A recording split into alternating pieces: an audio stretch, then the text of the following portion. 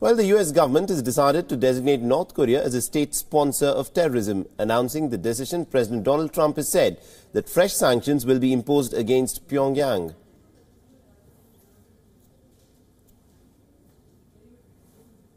I want to begin this morning by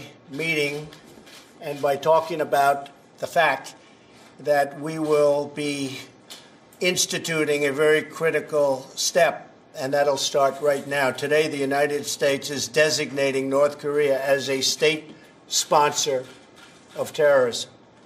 Should have happened a long time ago, should have happened years ago. In addition to threatening the world by nuclear devastation, North Korea has repeatedly supported acts of international terrorism, including assassinations on foreign soil.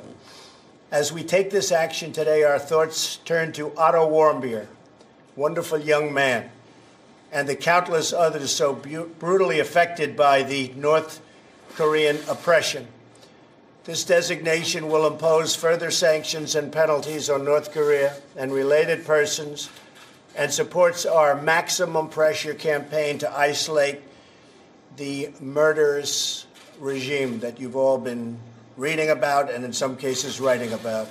Tomorrow, the Treasury Department will be announcing an additional sanction, and a very large one, on North Korea, and this will be going on over the next 2 weeks. It'll be the highest level of sanctions by the time it's finished over a 2-week period. The North Korean regime must be lawful. It must end its unlawful nuclear and ballistic missile development and cease all support for international terrorism, which it is not doing.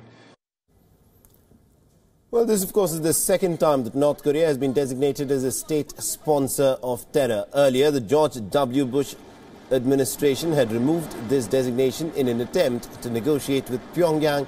Japanese Prime Minister Shinzo Abe has also welcomed U.S. President Donald Trump's move to put North Korea back on the list of the state sponsors of terror. Meanwhile, U.S. Secretary of State Rex Tillerson has said that the move to designate North Korea as a state sponsor of terror will help dissuade third-party countries from supporting Pyongyang's regime. We already have many of these actions in place through the current sanctions.